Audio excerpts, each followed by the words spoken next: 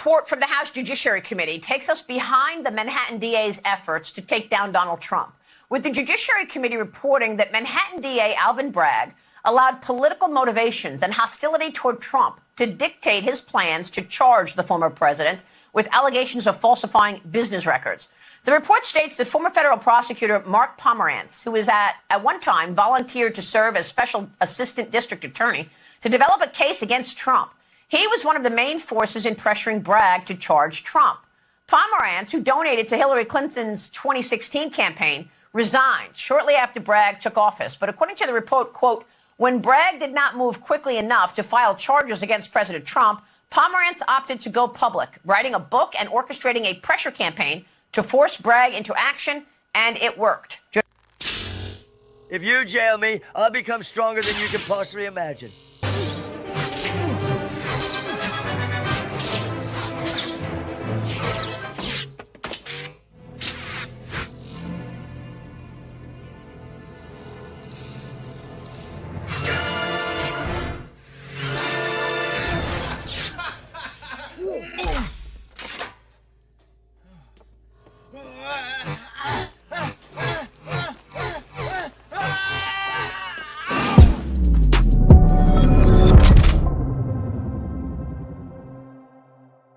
What's up, everybody? Today is Monday, April 29th, 2024. Joe Biden, Barack Obama, and George W. Bush will all be jailed if the Supreme Court decides that there's no more presidential immunity. That is the case that Donald Trump and his team are making right now, and they are dead right about it. We'll be joined by Donald Trump's Attorney General Matthew Whitaker later on in the show to talk about it. Biden bombs at the embarrassing, performative circle jerk that is the White House Correspondents' Dinner. And once again, as ever, with a Joe Biden event, there were more protesters outside than there were supporters of Joe Biden inside, but this was the press, and so there was very much a Joe Biden love fest going on inside. My name is Benny Johnson, and this is The Benny Show.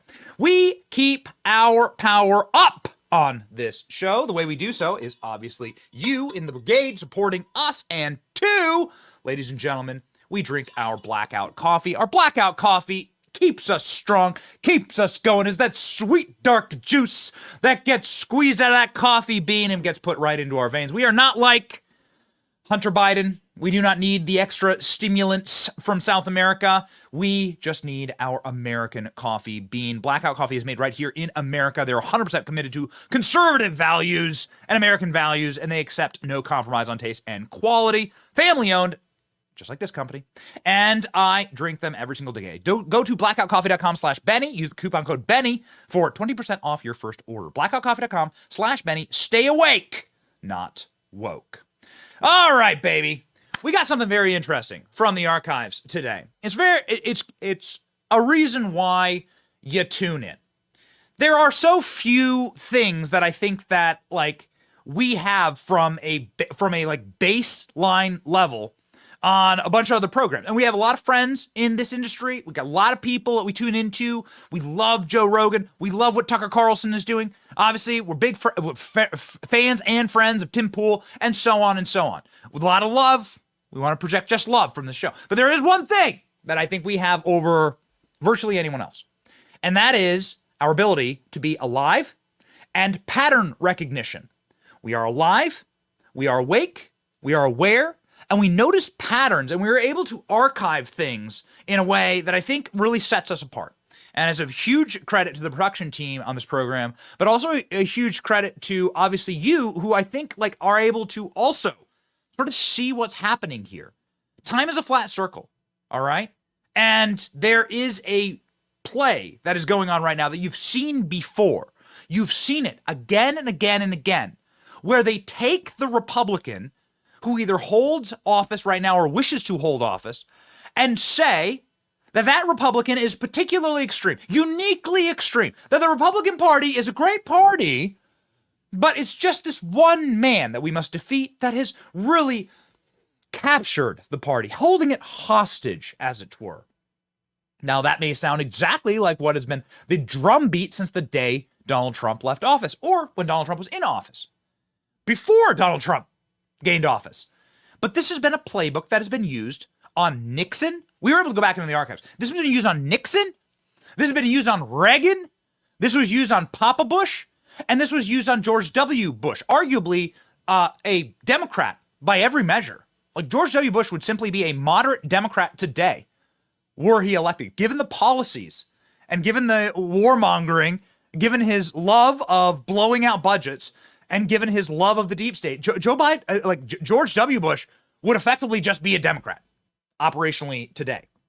But there was a time when Barack Obama, running from the left, decided to use a Alinskyite style playbook on George W. Bush. And what he did was he cast George W. Bush as a particularly terrifying, radical, scary person who had captured the Republican Party, who had stolen what it means to actually be a Republican from the Republican Party, and who was recklessly leading effectively a revolt, right? And all we needed to do was rid ourselves of George W. Bush. Again, it rings quite familiar. Have a listen from this clip that is bordering on 20 years old to see how old this playbook is. Let's go. Well, I do think there's a difference between the parties, but here's my belief, that I'm talking to voters. And I think there are a lot of Republican voters out there, self-identified, who actually think that what the Bush administration has done has been damaging to the country. And what I'm interested in is how do we build a working majority for change? And if I start off with the premise that it's only self-identified Democrats who I'm speaking to, then I'm not going to get to where we need to go. If I can describe it as not a blanket indictment of the Republican Party, but instead describe it as the Republican Party having been kidnapped by a incompetent, highly ideological subset of the Republican Party, then that means that I can still reach out to a whole bunch of Republican moderates who I think are hungry for change as well. Now, they do not. Oh, wow. Remember that kidnapped Republican Party, the existential threat of George W. Bush and Tea Party Republicanism? It's the same playbook. They're using the exact same playbook. And when you take a step back and you look at what was argued in front of the Supreme Court, we were live last week for like 4 straight hours of the Supreme Court arguments, you realize that this is the same playbook now the DOJ is using. Donald Trump, we would never do this to another president. We would never dare prosecute another president we disagree with. It's just Donald Trump is a unique threat who's kidnapped through MAGA Republicanism, the Republican Party. To show you how much bullshit this all is and how they absolutely are using this type of language simply to weaponize power, how they don't believe any of it, why don't we go ahead and review how the Obamas treated George W. Bush as soon as George W. Bush left office, acquiesced to every one of their requests to become a warmongering globalist, to just help destroy American hegemony abroad, to cuddle up to the Obamas, and to effectively help pass Obama's legislation. Here's a good question. Have you ever heard George W. Bush speak a word against Barack Obama? Joe Biden? Bill Clinton? Like any of them? You ever heard George W. Bush come out and say, this is bad for the country? So, some of these horrific, immoral policies that we are passing, this is terrible. This is against conservative. You ever heard it? Nope. You heard nothing. George W. Bush has sent multiple press releases against Donald Trump, and that should tell you everything. The uni-party is real. Watch the uni-party heal the moment that they get their result that they want, which is, of course, to strip Republicans of power. Glory, glory, hallelujah. Glory, glory, hallelujah.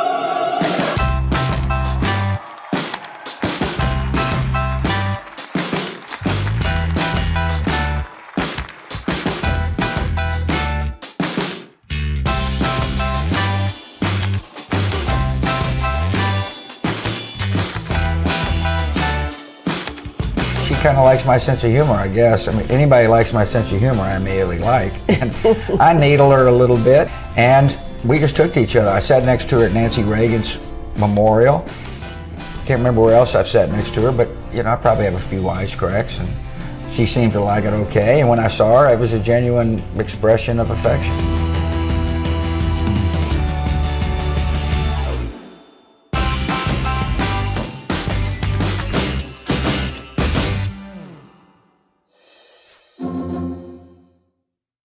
Isn't that wonderful? Isn't it remarkable to see? To see the healing, the embrace, the cucked, dog-walking, ball gag, the leash that George W. Bush gets put on as soon as the left, the institutional left, the deep state, FBI, DOJ, police state left, get their result from George W. Bush, which is to get him down on all fours and walk him like a dog, to make sure that George W. Bush never says a word against Barack Obama, never does another Republican campaign. What? Did you ever see George W. Bush host a fundraiser for Donald Trump? George W. Bush volunteered. I mean, he's a living president, right? Like, typically living presidents go and speak at the conventions. George W. Bush, did he volunteer to speak at a convention? Has he ever held a fundraiser for Trump? Has he ever even lifted a finger to help out the Republican Party? No. George W. Bush hasn't done anything for the Republican Party. For the last 20 years, left office in 2008, we are rolling on 2 decades. And what was the tactic in order to ensure that George W. Bush is neutered forever and his legacy was destroyed?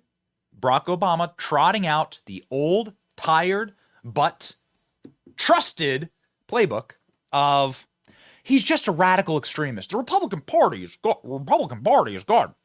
George W. Bush is just a particularly radical extremist. We gotta stop it. We gotta stop it. And then we'll be good. Are they good? Now, it's the same thing. MAGA Republicans, it's the same playbook.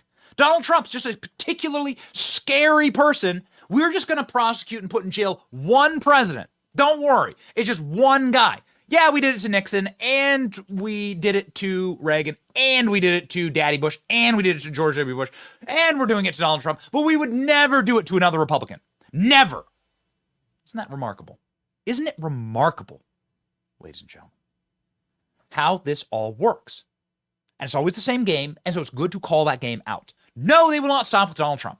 Yes, they will put more presidents in jail. Yes, every single Republican that we want to be president in the future, who's your favorite person beside Trump?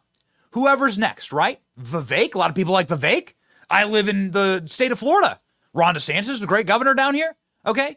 Like, when Donald Trump is done running for office, who's your next favorite Republican? There are some rising stars. Obviously, a lot of people like Byron Donalds is one of those guys. Virtually, like, all of them are friends of the show. Come on the show. They'll do it to them. They're setting the groundwork for every Republican president going to jail forever, right? And maybe every president going to jail forever. Because if they can do it to us, then we can do it to them, right? There are far more Republican districts in this country, and with Republican DAs, right, than there are Democrat districts.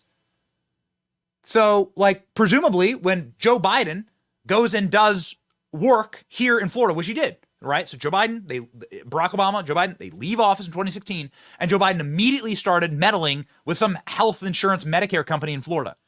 Where the hell is the prosecution into that? The company collapsed. They funded it with dirty money.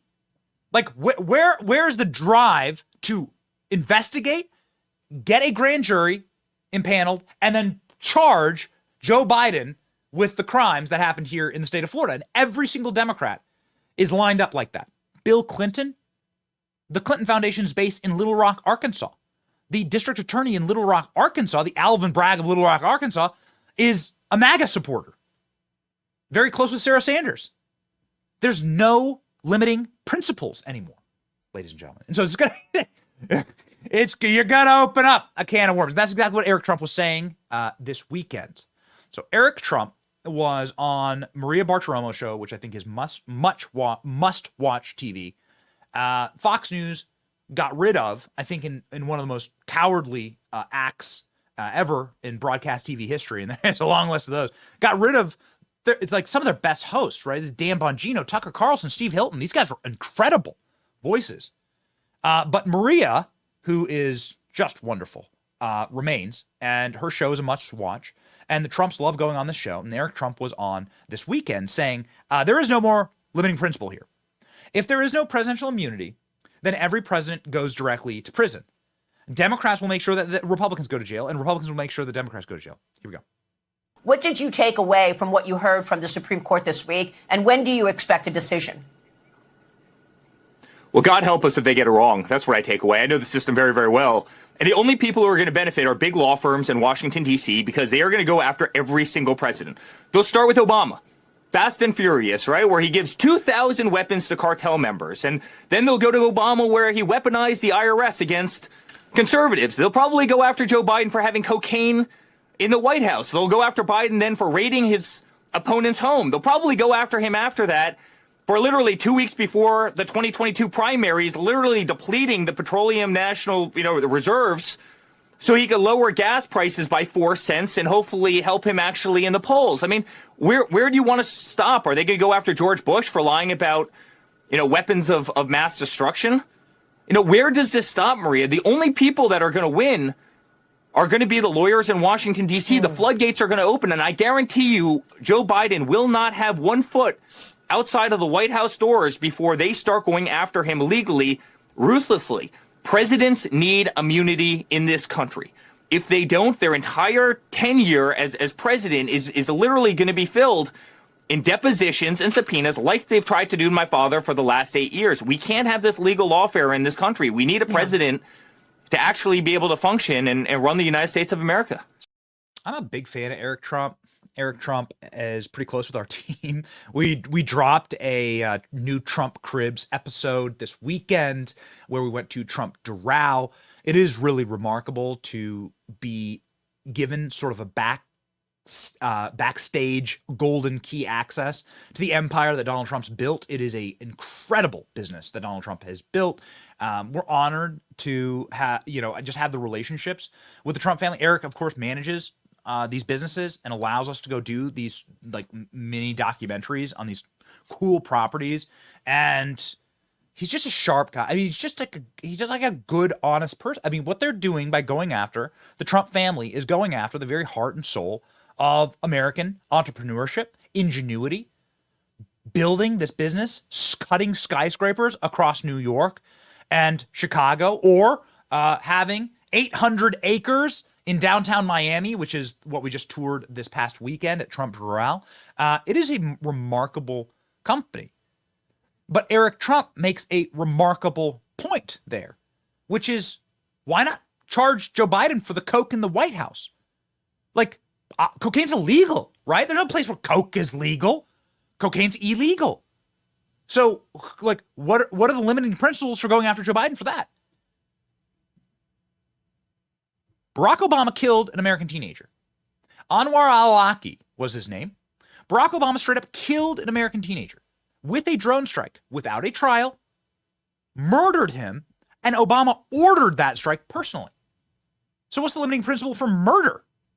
It's remarkable. The DOJ was arguing last week, and many tuned in. Well, we were live. We were live for all 4.5 hours of the argument.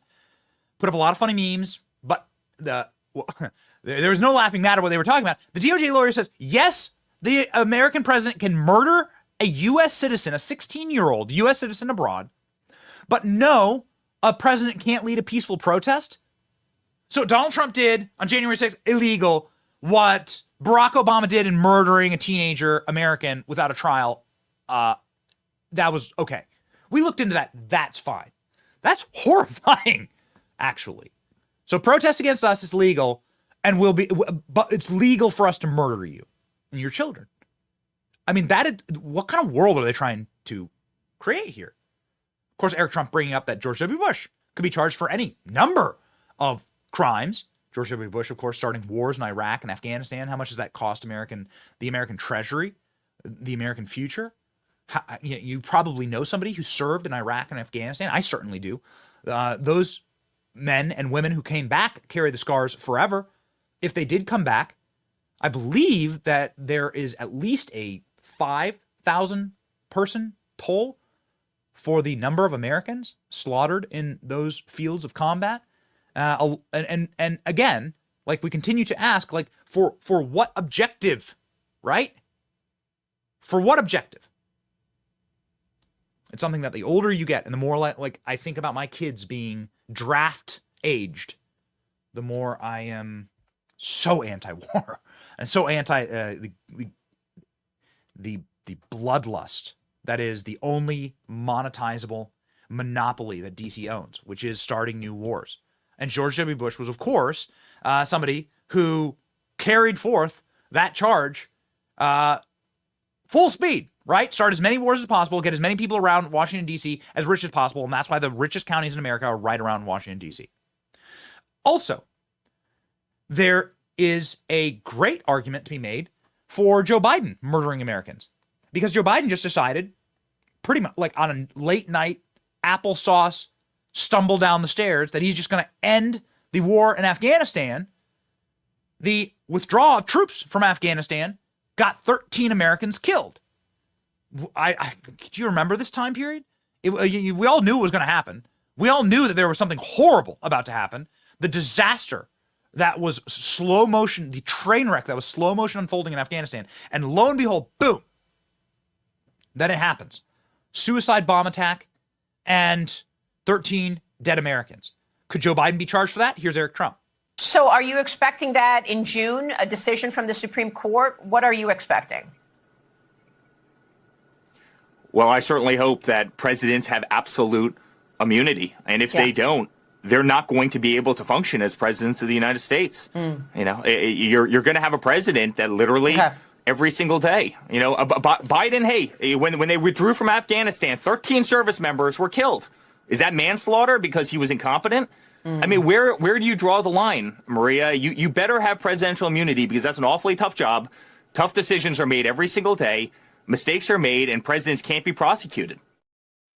So what could you prosecute Joe Biden for? Well, you could prosecute him for crimes against humanity, not just for the American lives. Remember this. It's amazing how cruel this administration is. You almost forget about these things. They droned a family that was like aid workers and said they killed the terrorist. So the Obama regime, after 13 American service members died at their hands on their incompetence, heaped insult to injury by sending a drone to go murder a bunch more Afghanis who had nothing to do with this attack.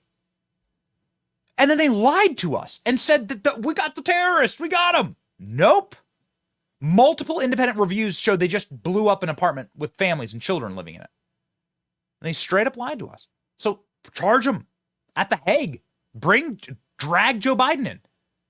Should we live in a country where every single president gets criminally charged? Does every single president that's living today deserve criminal charges? You could argue yes. We've done plenty of research on the Epstein docs with Bill Clinton. Yes, you can absolutely charge that.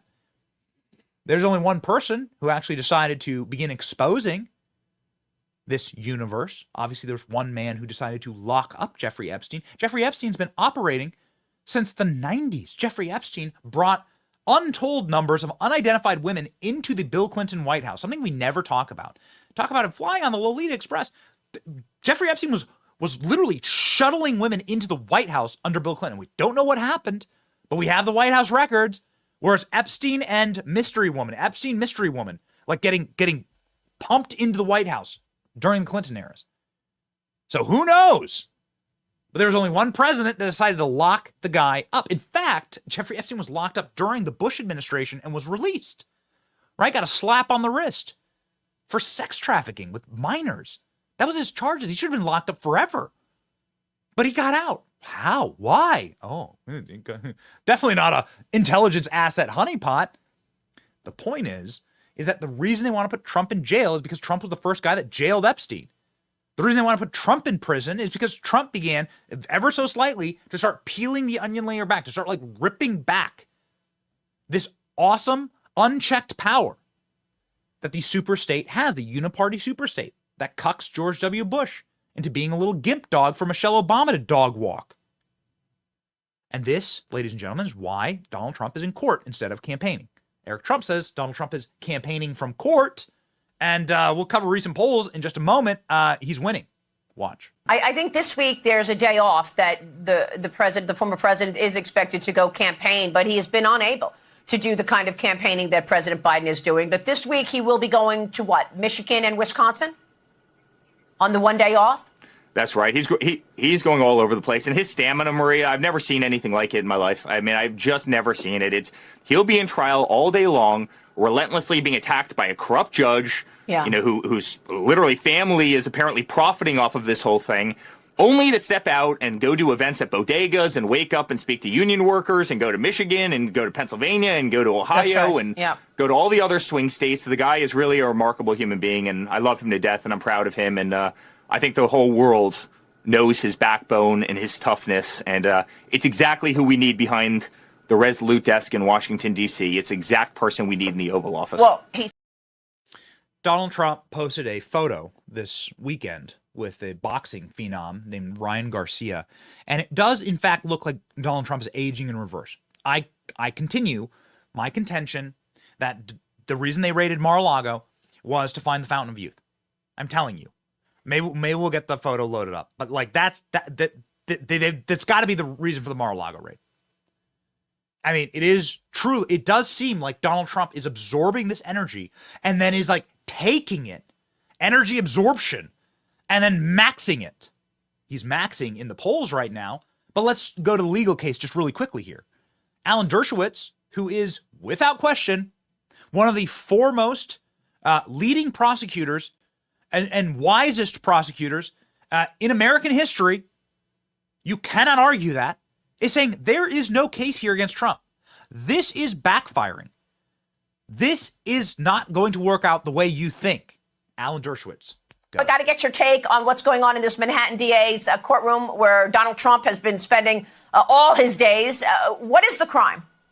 There is no crime. That's why they're putting on people like Pecker talking about catch and kill. They're putting on McDougal. There's no crime. And, they ought to be very careful about this because the Supreme Court, the appellate court in Albany, just reversed Harvey Weinstein's conviction on the ground that they put in too much information that wasn't really relevant to the case. And that's what's happening. There is no crime in Manhattan. You cannot figure out what the crime is. That's why they're putting on all this evidence of non-crimes, trying to persuade the jury that catch and kill is a crime. It's not. Paying hush money is a crime. It's not.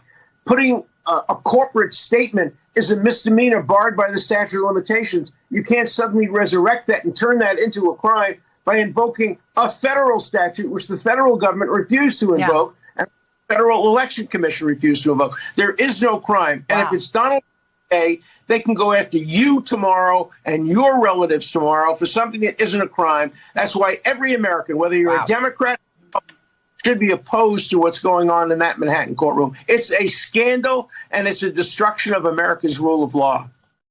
Alan Dershowitz is someone who is a Democrat. He's not MAGA.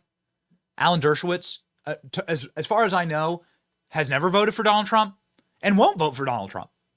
He is just simply saying, as a Harvard professor and as the guy who got OJ off, right? There is no case. There may be a case, again, for another Donald Trump raid to figure out if he has the Fountain of Youth. This is the photo I was talking about. Check this out. What is going on? This is a photo took like a few hours ago. What is going on with this man? How is he doing this? How is he aging in reverse? He looks way better than I do. I'm 37. Donald Trump's twice my age. How is this possible? Well, I got 3 kids under 3. Maybe that's how it's possible. Look at this. Look at this guy. You know what it looks like? It looks like the wax statue of Donald Trump at Madame Tussauds. That's what it looks like. It looks like a really nicely done like Hollywood prop of Donald Trump. But that's the real thing. This is the real photo. Ryan Garcia posted these photos. They are not corrected or airbrushed, and Donald Trump looks better than the boxer standing next to him that's maybe half his age or 2/3 younger than him, right? 50 years younger than him. Incredible. Remarkable. And this is in the midst of all of this, in the midst of running for president, in the midst of these people trying to destroy his business. The cavalry over the hill, we'll see, ladies and gentlemen. Friend of the show, Jim Jordan, saying there is no case. There is no crime. Well, Jim Jordan, we expect subpoenas for Fani Willis. We expect you to follow up with the subpoenas for Alvin Bragg and to use a little bit of the muscle, 1 seat, I guess, for Republicans, but you still are in charge of the Judiciary Committee. This is all happening in the American judiciary, So, chop, chop, let's go, Jordan.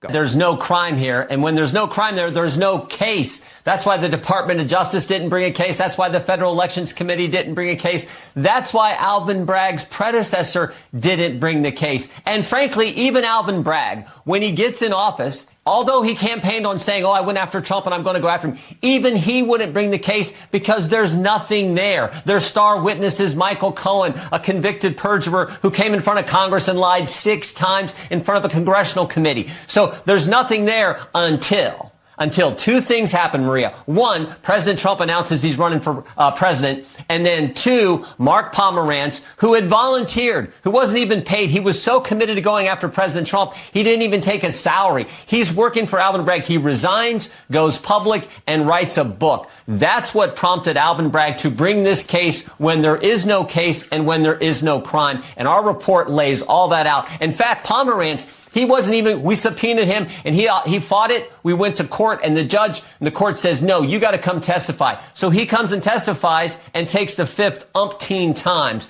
But it's all political. And again, as Eric Trump said earlier, I think the country sees it. The country sees it. We see you, Jim Jordan. You are a friend of the show. Make life uncomfortable for these people. Make life uncomfortable. Republicans have a congressional majority. I don't care how thin it is. You are still in charge of the judiciary. You still hold the gavel. Make life uncomfortable. Now, Jim Jordan mentions that Bragg, Jack Smith, and Fani are interfering in the 2024 election. That is precisely correct. We've never heard the end of it. We literally live inside of the psychotic Chardonnay-induced fever dream of Hillary Clinton losing in 2016, where Democrats screamed that James Comey interfered in the 2016 election by bringing forward investigations of Hillary Clinton and her use of email. And they they obviously let her off every hook that they could possibly find. There is no hook. Hillary Clinton had dragged the seabed, and she had every hook possible for a criminal case against her and for criminal charges against her, and they unhooked her from every single one of them, yet you never heard the end of the screaming about the interference in an election, and most importantly, about the Comey rule. What was the Comey rule? The Comey rule was we don't charge or investigate presidential candidates. Where the hell did that go? Endless amount. We've never stopped. We've never heard the end of it. The Comey rule, we don't investigate presidential candidates. Why'd you do that to Hillary? Why'd you do that to Hillary? And remember, they closed all the books as fast as possible. Well, ladies and gentlemen, now Jim Jordan is saying that they've, of course, broken all of those rules, as Marxists always do. What's Jim Jordan going to do about it? They're interfering in the 2024 election.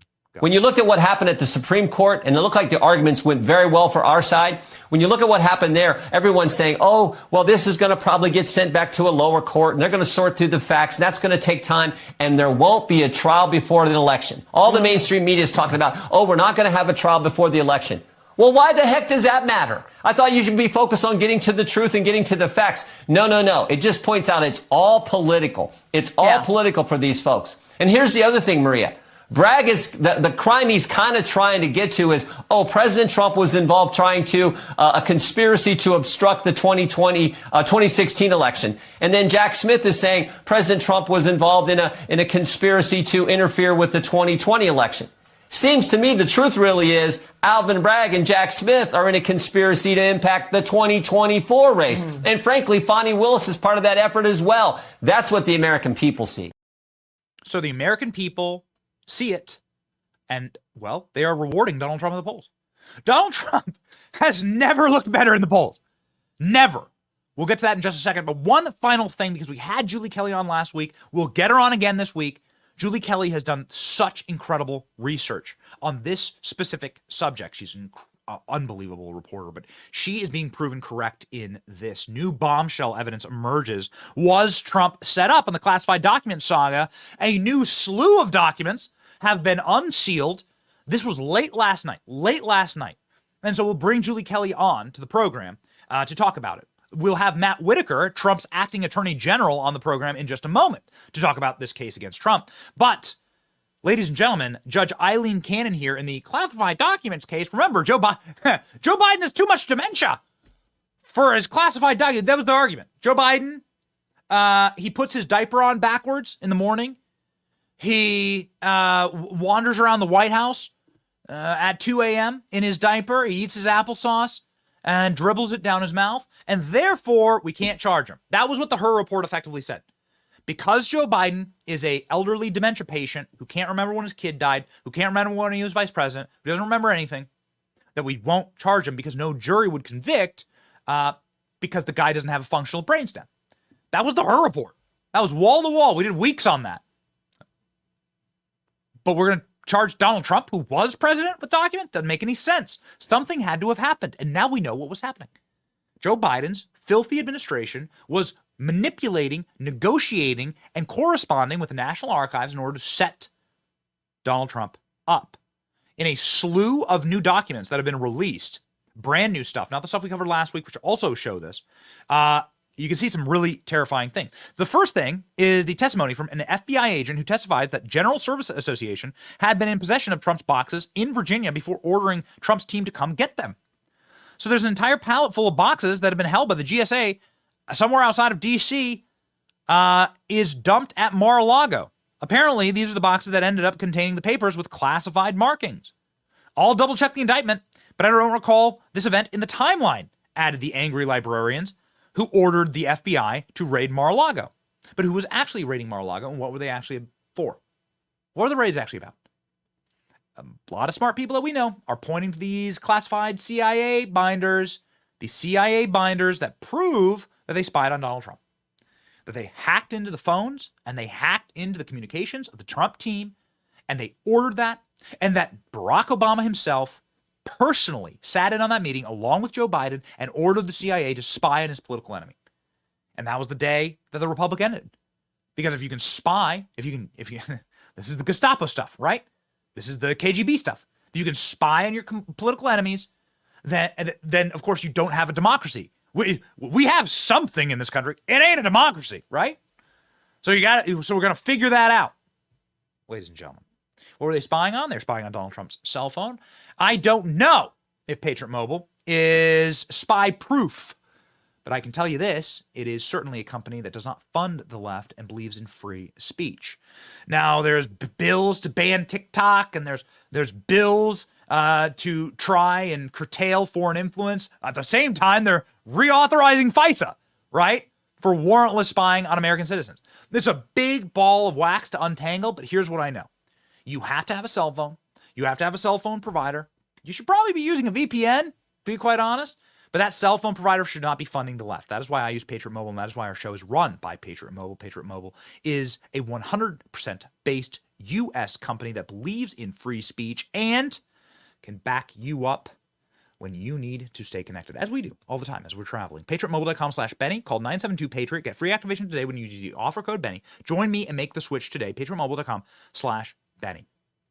Okay, ladies and gentlemen, we do certainly have some very, very interesting news to get to, especially as it pertains to Donald Trump's polling. Donald Trump has taken the biggest lead ever on Joe Biden. According to a new CNN poll, everyone is freaking out, ladies and gentlemen, on CNN about this. But I did, since my producers just notified me that former acting Attorney General Whitaker is ready to rock, and he's a man who has appeared on CNN before, so maybe this would be something very fun to talk about. Let's welcome Matthew Whitaker, former acting Attorney General, to the show.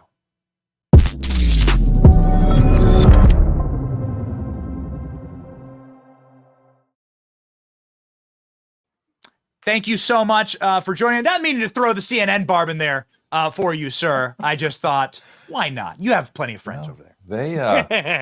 They paid me pretty well for what I had to do, which was to be the only one Trump supporter in a panel of 16 people with Cooper. It was not. It was tough, hard earned money, but you know what?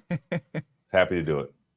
That definitely, I mean, it definitely was a battle royale. I remember those panels. It really was. It was you versus 16, I don't know, people that look like they're this close to starting an encampment. at And Columbia University. You know what's different now with CNN? They don't even have one. Yes, that's right. It is just a giant liberal sausage fest. But okay. I would give anything. I'll give anything to have you go on air one more time and just say that. Just say that on air and see the react. I would love to see Jake Tapper's reaction to that. Anderson Cooper's reaction to that. They would indeed have a meltdown for the ages. There is a meltdown, though, happening for the ages across the left. And that meltdown seems to be quite basically threatening the cornerstones of the republic. Obviously, as Donald Trump's former acting attorney general, you would know those cornerstones very, very well. As a fellow Iowan, you know what made this country great, and that is a fair rule of law. Donald Trump is not getting a fair, though, rule of law, is he? No, and this is the real challenge. Is if you think about all the touchstones of the American experiment, let's call it, it's a republic. But nonetheless, we have the rule of law is foundational, equal protection under the law, equal application of the law.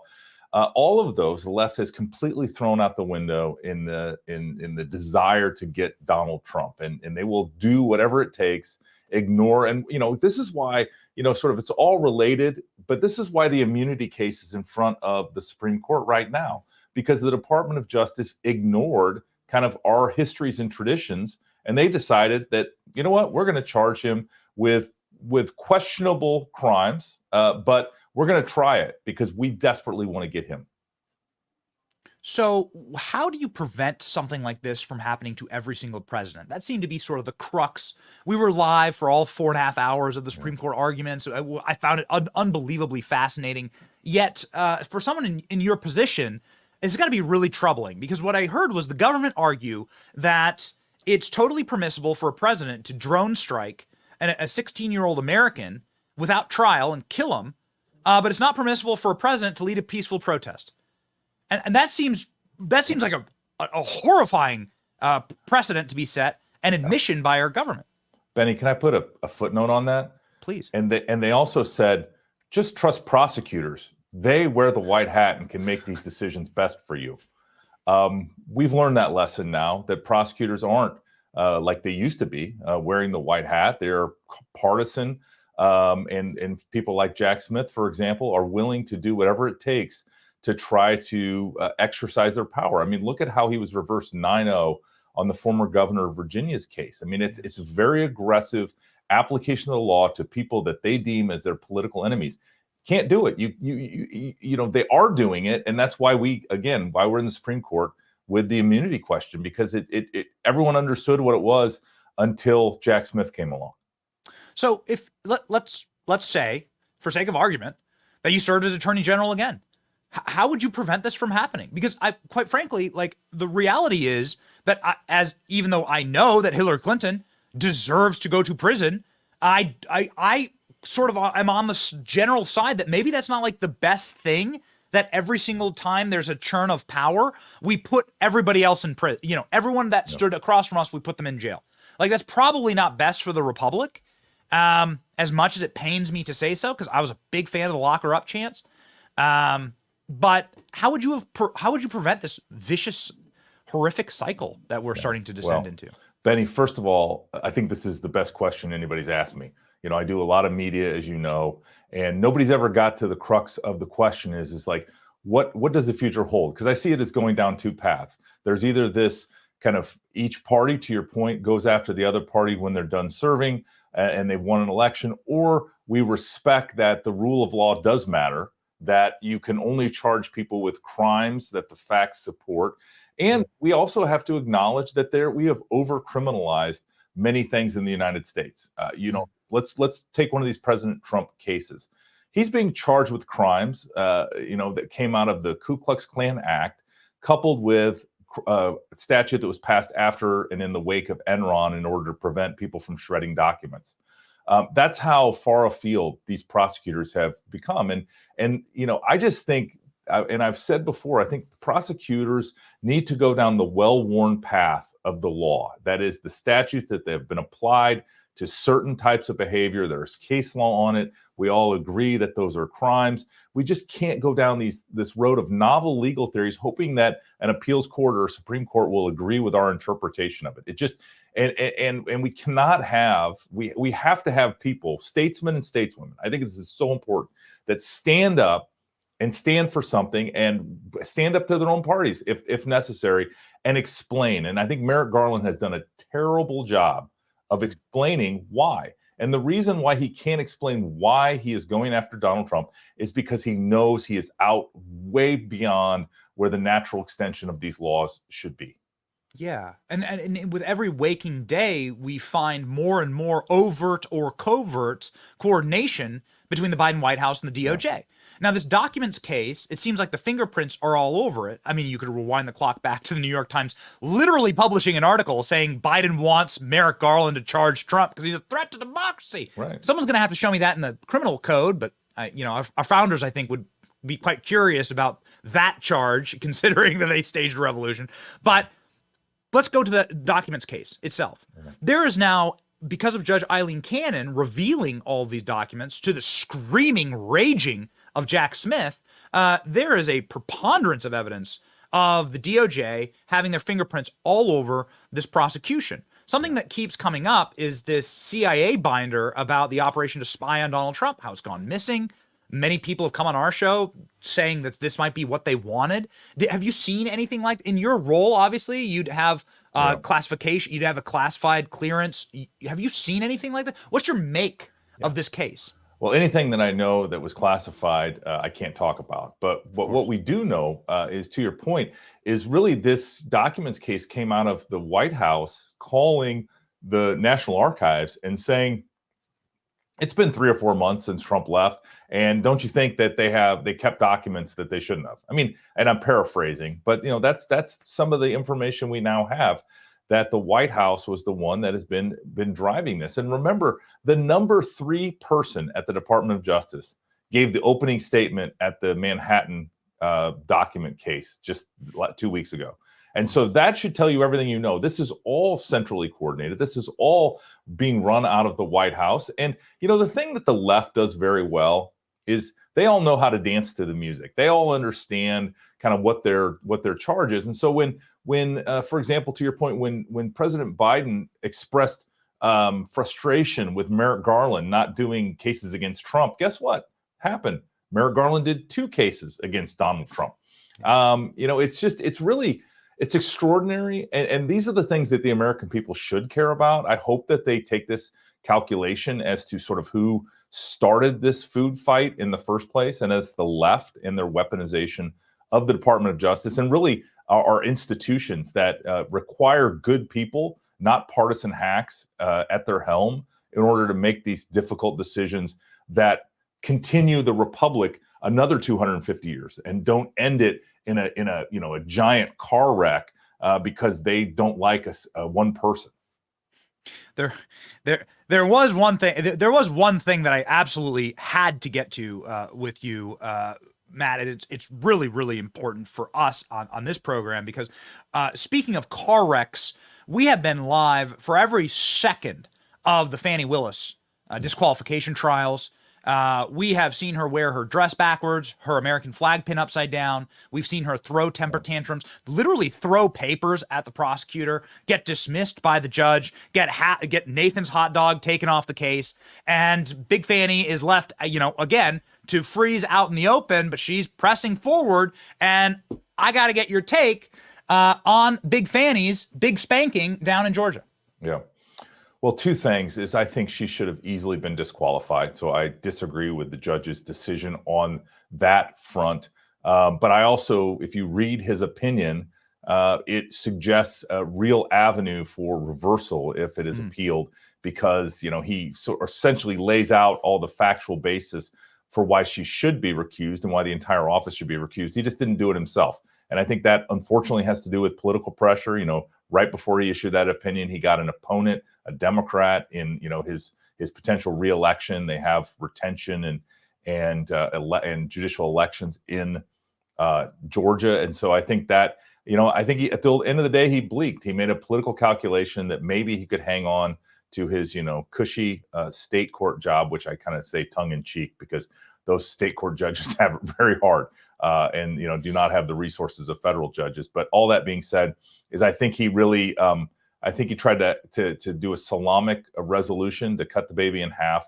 I don't think that's what was called for, especially based, as you said, you watched those hearings. It was pretty obvious that she was wildly conflicted, had not only an appearance of conflict, but actual conflicts, and should have been disqualified from the case.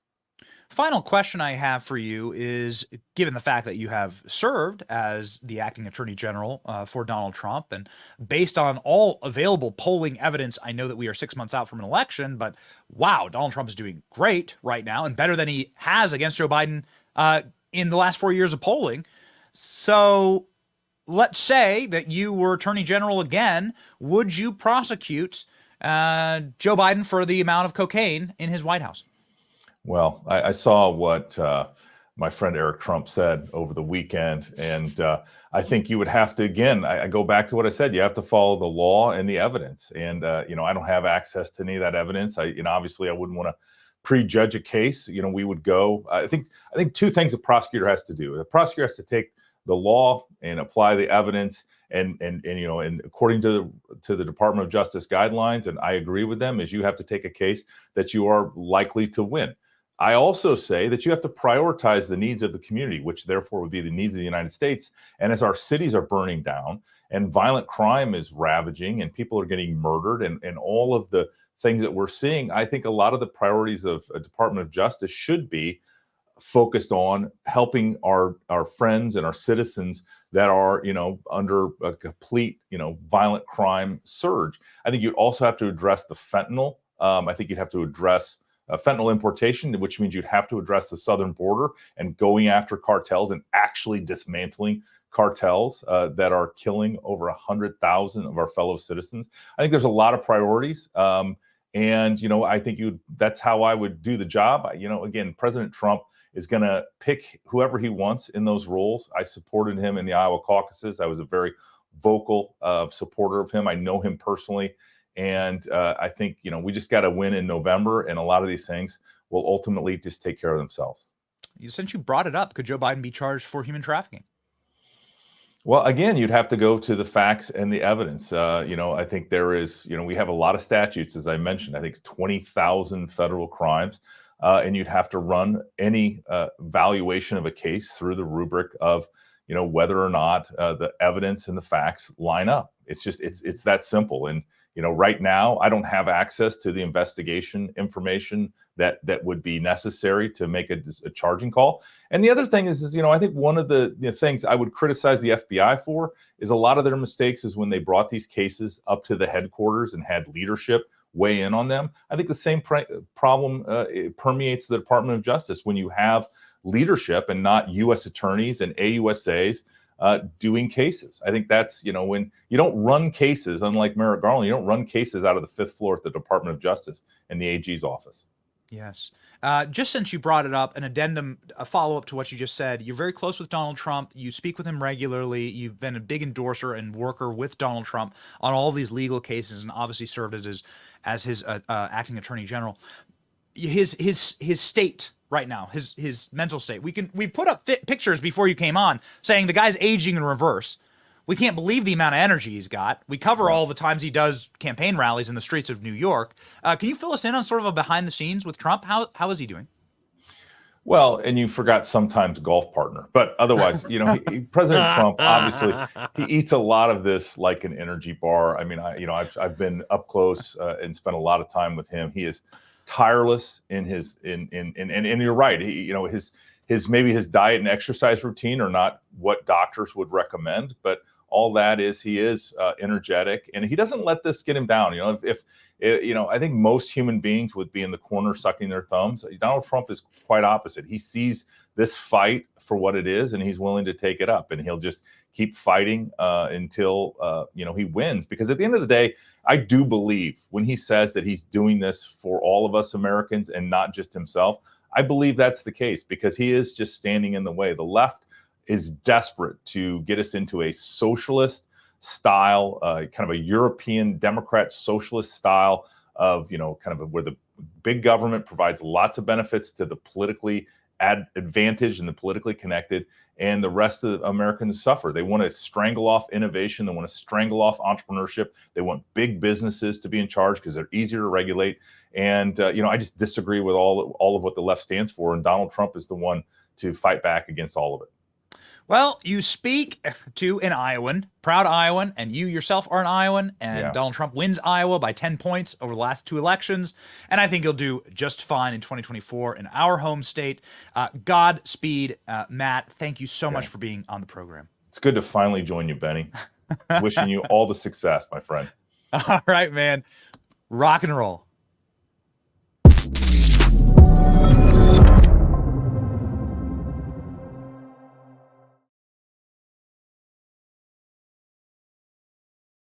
Matthew Whitaker, the acting attorney general for Donald Trump, talking about how Donald Trump eats it all like an energy bar. That was my favorite line. Eats it like an energy bar. Isn't that exactly what he's doing? That is precisely what he's doing. Somebody who didn't have an energy bar was Joe Biden at the cretinous White House Correspondents' Dinner this past weekend. Now, if you're not familiar with the White House Correspondents' Dinner, it is a performative, pedantic, humiliating ritual where people who have ushered in the destruction of media and the corporate media sit around in a giant circle jerk and talk about how great they are, even in the midst of mass layoffs, mass firing, and the destruction of their industry and the republic writ large, which they are tasked to protect. And of course, they are the fourth estate in order to speak power for the people. But instead, now the corporate media are protectorates of power, and you could see that fully on display in the White House Correspondents' Dinner. The only people that would ever dare criticize Joe Biden at this dinner were found outside, where there were thousands of protesters leading FJB chants, "Not a MAGA hat in sight." Interesting. Let's watch.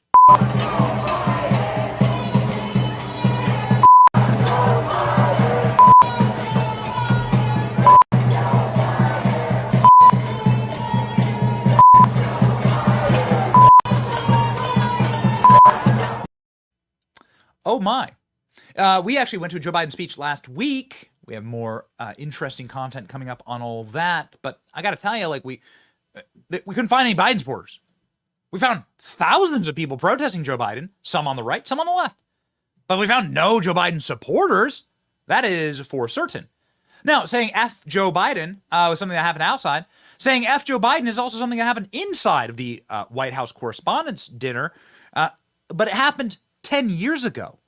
In 2014, a comedian named Joel McHale, who I really like, I think he's pretty funny, stood up and mocked Joe Biden back when he was vice president. The joke he told was, could you imagine there being a Joe Biden presidency? Now, ladies and gentlemen, Joel McHale made this joke, again, nigh on 10 years ago. Now, who is the guy laughing at this joke? Who's the person cracking up? Barack Obama, which you will see in this clip. Barack Obama is the man who you will see, wiping tears away at the joke about how Joe Biden is sitting at an Applebee's talking to a construction cone because he has dementia, and how what a nightmare a Joe Biden presidency would be. Barack Obama agreeing in this remarkable clip. The vice president isn't here tonight, not for security reasons. He just thought this event was being held at the Dulles Airport Applebee's. Yes, right now, Joe is elbow deep in jalapeno poppers and talking to a construction cone he thinks is John Boehner. Also true. It's crazy to think that Joe Biden is only one heartbeat away from no one taking him seriously as president. Sorry for that one. Barack Obama being like, my God, could you imagine a Joe Biden presidency? Fast forward. Oh, my God. Whatever to get Barack Obama his third term, right? The guy never cared about America anyway. So Joe Biden got a chance to stand up and make his own jokes. And, well, they went like this. Joe Biden making a joke about falling off a bike. Here we go. It's been a year since I delivered this speech, and my wife Jill was with me tonight, was worried how I do. I told her, don't worry. Just like riding a bike. She said, that's what I'm worried about.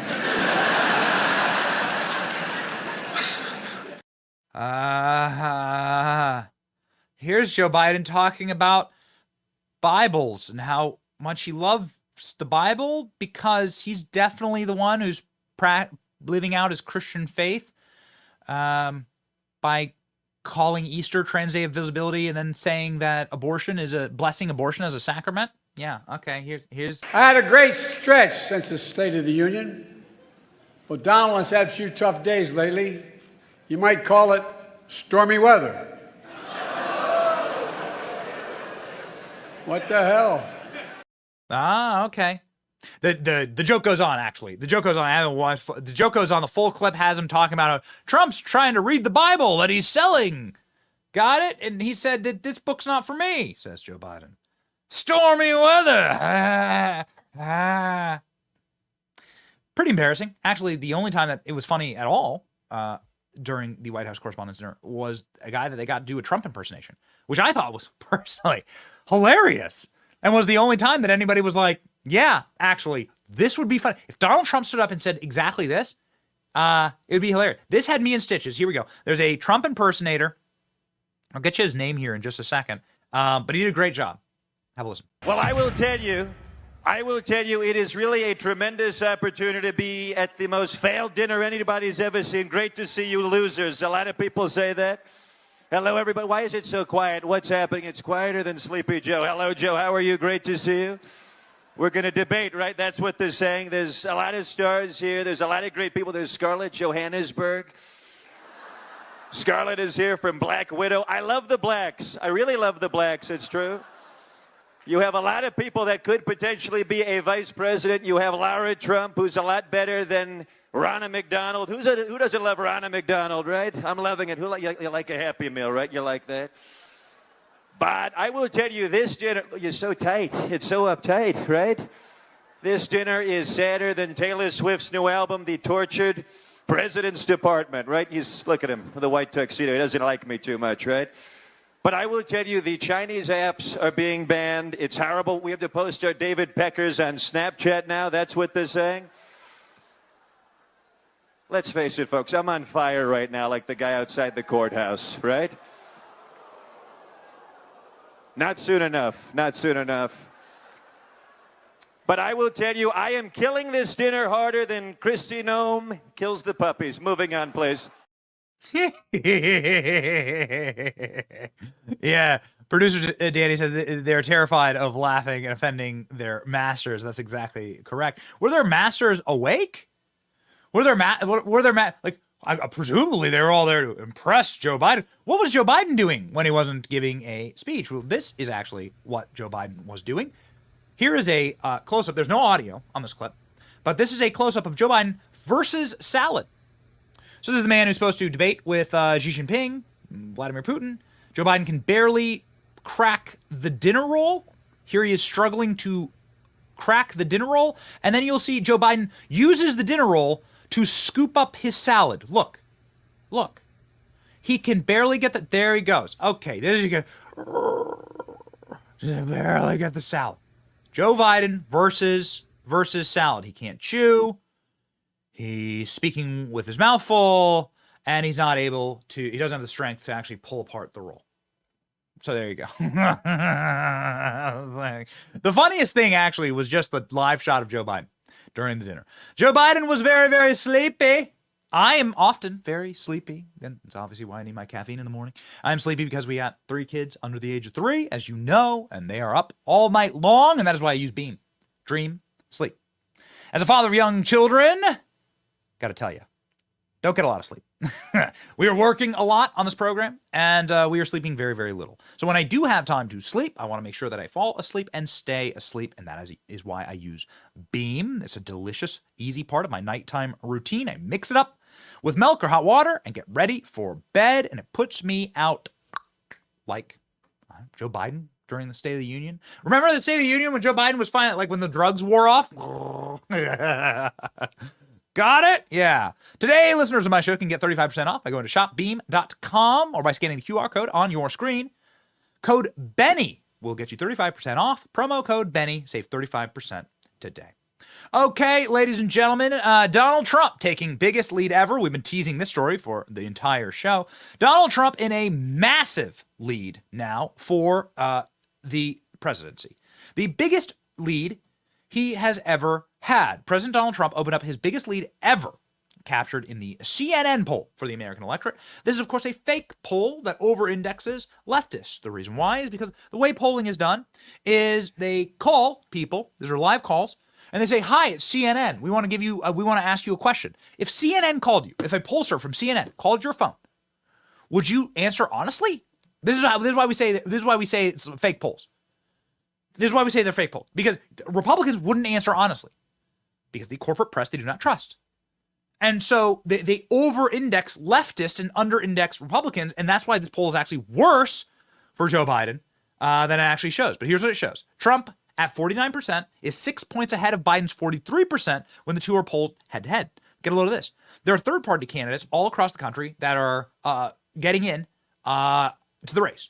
Either have gotten into the race or getting onto the ballot. It was very important to get them on the ballot, right?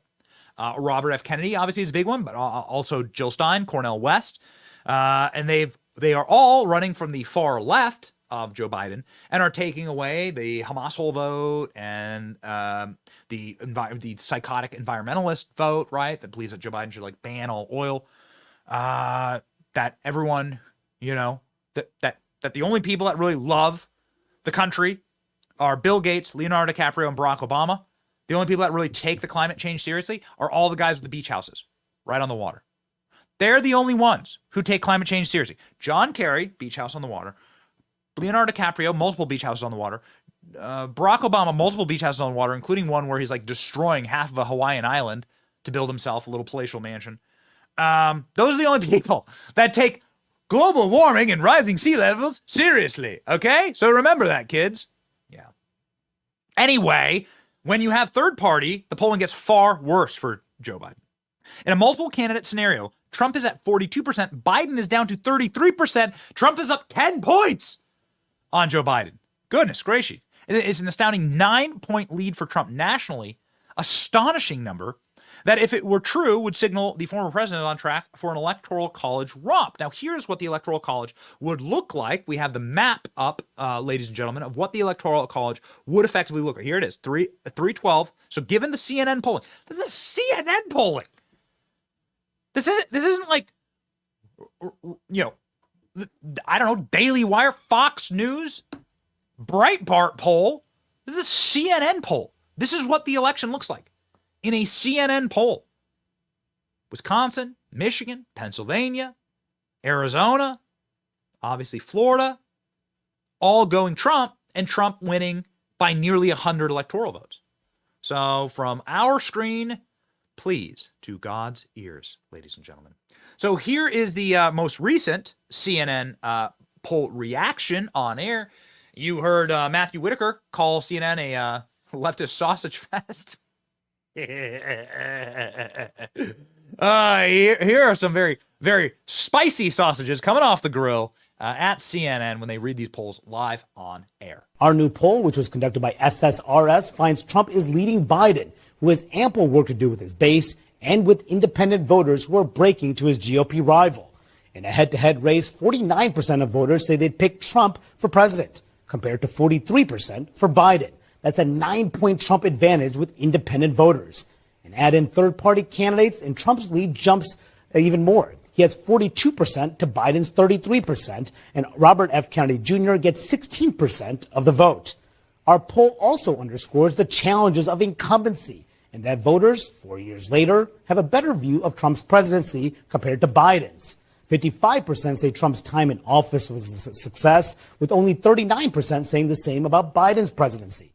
This is one of the most amazing things that happens. And, you know, maybe it's happened to you. You ever had like a relationship got destroyed, right? Some ex, you know, an ex-girlfriend, and you're like, man, I don't know, man. Maybe that was the one, right? That's what every rom-com is written about, right? Every rom-com in Hollywood history is written about like that kind of dynamic inside the human soul. This is what's happening with Donald Trump. Donald Trump is the hot ex-girlfriend ex-boyfriend of this country, and you knew you had it better. You knew you lost the one. You knew it. That's what the polling is showing. The polling is showing, and this is dynamic, and we've been predicting this for a very long time, that Donald Trump will look so much better. The farther you get away from the Trump presidency, the better it's going to look. And that is proving out in every single poll, but especially like a New York Times poll that was really stunning. CNN poll showing that, but a New York Times poll, talk about a rigged poll, they're showing that a predominant 20-point, Donald Trump wins by 20 points on Did You Have It Better, which means it should be a landslide romp for Donald Trump in the Electoral College. So please let it happen. Please let it happen. All the more reason for Donald Trump to pick a correct vice president. Now, ladies and gentlemen, we have multiple reports out this morning about sort of Donald Trump testing VPs. And there's a name in here that, quite frankly, shocked us.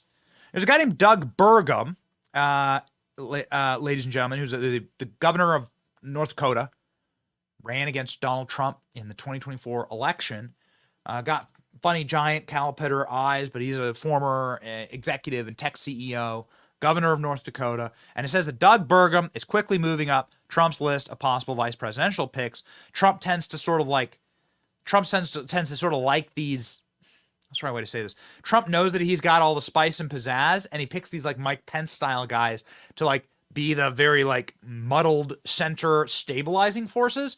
And Doug Burgum would certainly be that. So if that's what they're looking for, it'd be hard to find somebody better than Doug Burgum. He's very, very wealthy. He's independent. He's been a very successful governor of a very dark red state. I don't know much about him, never met him, but I'm not like repulsed at that. I'm not excited by it. I hope it doesn't happen. Personally, I'd say go for broke instead. You'd have the left would have no answer for like don't come for me here, okay? Don't come for me. I know there's a lot of people that don't like Marco Rubio, but like the left would have no answer for like a Marco Rubio on the campaign trail speaking Spanish, like versus Kamala Harris. I mean, could you imagine? Left would have no answer for a Vivek Ramaswamy or a Byron Donalds on the campaign trail. What would they say? What race card would Kamala Harris use against Vivek or Byron? Tell me, please, all ears. So it's like very, very interesting and quite critical, the play here. Because I do believe that if Donald Trump picks the wrong vice president, that they'll immediately impeach him and go for the vice president. They'll immediately try and put him in jail and go for the vice president, right? If he picks the wrong guy, you got to have an insurance policy. That vice president, like, you don't want President Vivek, do you? Right? Like, right? I mean, we certainly do. But if you're talking about the left, so you got to be thoughtful here. Now, why then is Donald Trump meeting with Ron DeSantis? Now, this is super curious. This is breaking news from yesterday, late yesterday. Report: DeSantis and Trump met in Miami. Uh-oh, what's this about?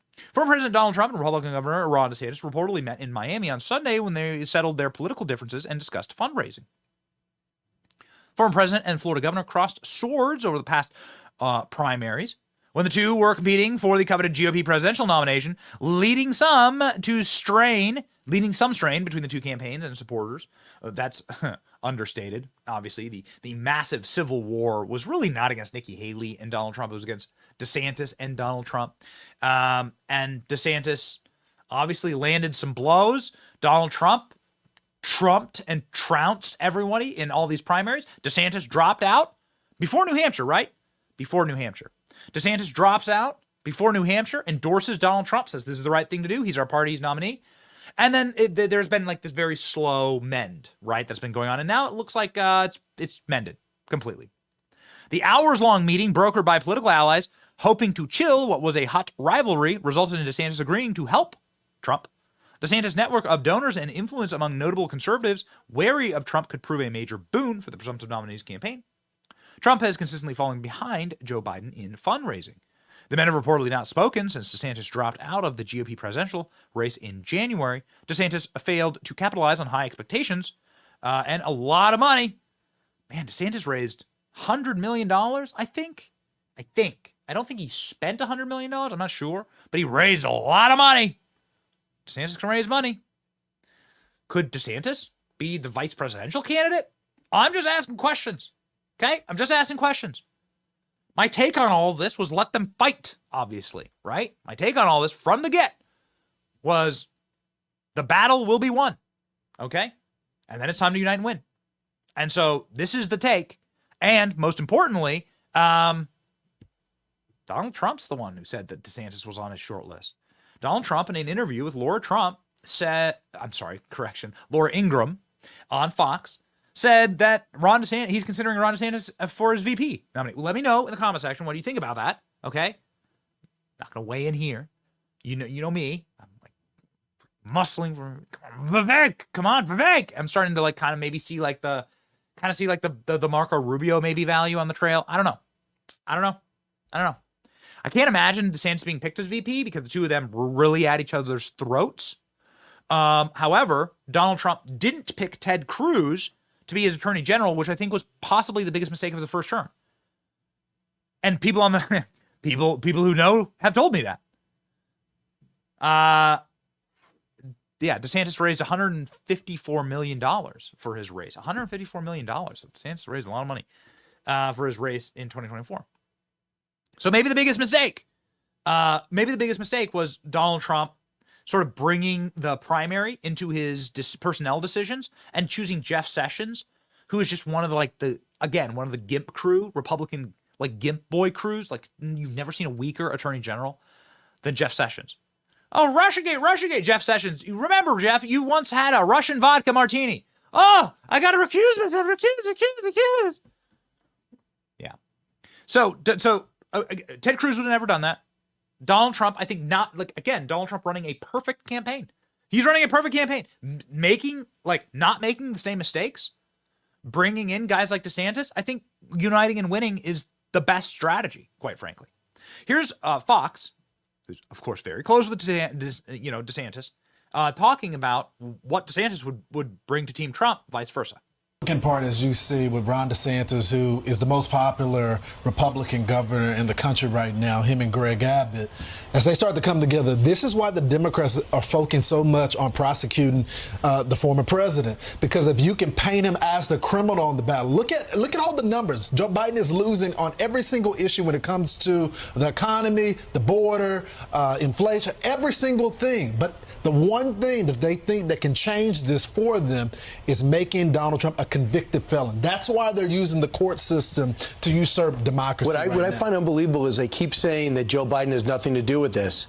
What do you mean he has nothing to do with it? Politico reported a year ago that he's upset at Merrick Garland for not picking up on the prosecution, and that was Politico that reported that. And Matt Colangelo was running this. He left the president's Justice Department to go lead this prosecution and resurrect it all. So, I mean, there's direct links between the Biden administration, and he referred to it last night. There's meetings with Fani as well as Wade at the White House that they were coordinating about that case in Atlanta. So, I mean, you can go down the list to find the coordination from this White House and the administration. In the Democratic Party, what they said, Letitia James on the campaign trail of going after Donald Trump as a campaign promise. Well, ultimately, Trump does need money, so it'll be interesting to see if the donors who had supported Ron DeSantis to the tune of, I think, $200 million he had in his war chest, if they're going to open their wallets for Donald Trump. I think on this program I'm going to ban people saying Fani. Fani wants us to say Fani. We shall not say Fani. They're saying Fani. It is not Fani. It is not French. It's Big Fannie Willis, okay? And they're saying, much like Big Fannie Willis had piles of cash everywhere, that Ron DeSantis could muscle in piles of cash into Donald Trump's war chest. Now, Ron DeSantis is, we've done some phone calls down here, Ron DeSantis is term limited. So Ron DeSantis is 2 years into his last term here. Could Ron DeSantis effectively go into the Trump administration and serve as, Department of Defense, Department of Education? I've said it before and I'll say it again. Ron DeSantis is the most effective Republican governor in my lifetime. It's hard to really argue that. I moved my family down here based on that sort of protection arc. And I have no complaints about, I think he made possibly one of the worst presidential candidates of all time, given the amount of hype versus the delivery. And so that's separate. He's one of the best governors of all time. And down here in Tampa, he got rid of the Soros prosecutor. So I'm like deeply thankful for that.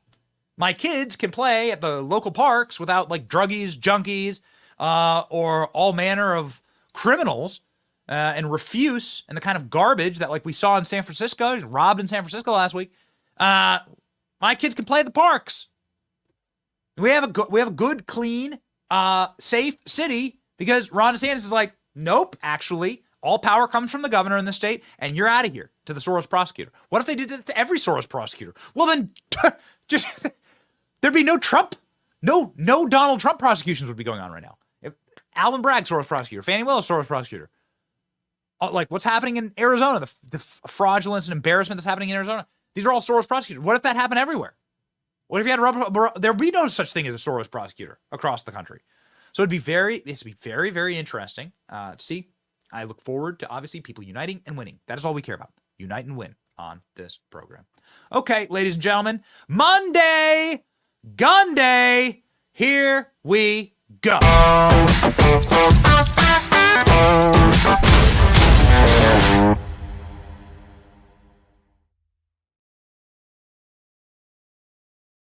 So, ladies and gentlemen, Monday Gun Day brought to you by Spikes Tactical, the AR-15 of the Johnson household. A federal judge finds a Pennsylvania law barring 18 to 20-year-olds from concealed carry unconstitutional. All gun laws are unconstitutional, but especially for those young men that could serve in the armed forces. I don't really understand this. So a draft happens. They're going to draft you at 18. They're going to put a firearm in your hands. Yet, if you're to go fight some globalist war, in some godforsaken, go die in some godforsaken desert, yet at home, the home of the free, young men or young women would not be able to have a right to a firearm when they're legal age? When they're of legal age? Don't make no sense. If you read the Constitution and you read the way the Second Amendment is written, well, yeah, that's unconstitutional. And a judge, a U.S. district judge, by the way, so that's a pretty high up ruling there, has found that. U.S. District Judge William S. Stickman decided this week against Pennsylvania's prohibition of 18 to 20-year-olds securing a concealed carry permit in order to be armed for their persons and for self-defense. The lawsuit, Laura versus Van Eck, was brought to the Second Amendment Foundation, Firearm Carry Coalition, and 3 private citizens. The part of the Pennsylvania section code that permits persons 21 and older may apply for a carry license. Plaintiff's attorney said that the police commissioner and active enforcement for permit issuance is unconstitutional, limiting them by age. And the judge agreed. And so another win for the Second Amendment. Another massive win for the Second Amendment, something that you should find incredibly encouraging, is that the Second Amendment is romping right now. I think we have something like 30 states that have concealed carry or constitutional carry. 40 states have concealed carry or some type of constitutional carry. Second Amendment and gun rights are expanding as it's one of those fascinating issues that, because of a couple key rulings in the Supreme Court and because of the Second Amendment and because of the genius of our founders, it's expanding across the country instead of every freedom seems to be contracting right now. The right to a firearm is expanding. And that's why we are thankful for Spikes Tactical. You see our sweet gun wall behind me. That is the Spikes Tactical gun wall, the AR-15, the official AR-15 of the Johnson family. Don't come a knocking, right? If you want to stay walking. Okay? Maybe everyone on my block is armed. It's amazing. I love living in Florida. Everyone on the block is armed and everyone is ready to go. We wish to be armed, obviously, for physical battles, if something is visited upon us, if violence is visited upon us, we wish violence on no man. But be prepared, ladies and gentlemen. You live in a sunken world, but you also want to be spiritually prepared, and that is why we have a verse of the day every single show. For the Lord your God is living among you. He's a mighty Savior. He'll take delight in your gladness. With his love, he will calm all fears. He'll rejoice with joyful songs. From Zephaniah 3:17. He's living, God is living among you, and he's going to calm your fears. Fear not is found 365 times in the Bible. Well, that's one for every day. So you can wake up, you can look in the mirror, and you can quote God's message to us, fear not. You can quote it to yourself in the mirror every single morning. I do. Do you? That's right, ladies and gentlemen. We are here to obviously march forward, fearless and prepared and ready to go. It's your boy Benny. This is The Benny Show. March with me, and we'll see you